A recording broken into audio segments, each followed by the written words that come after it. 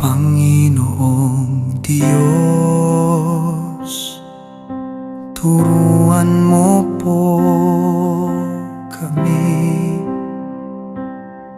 na maging matapang at huwag padaig sa takot.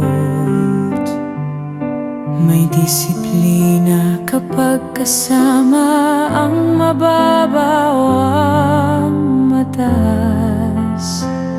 Pangkapatid sa kaibigan o kaaway, matuwid sa harap ng kasakiman, makatarungan kahit na napipinsala.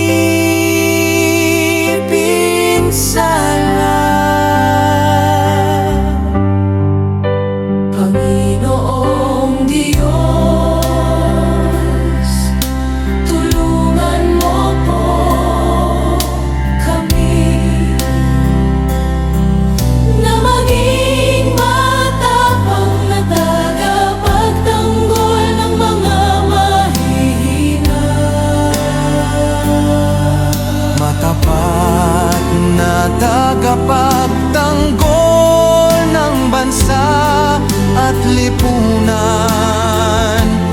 mapagpalang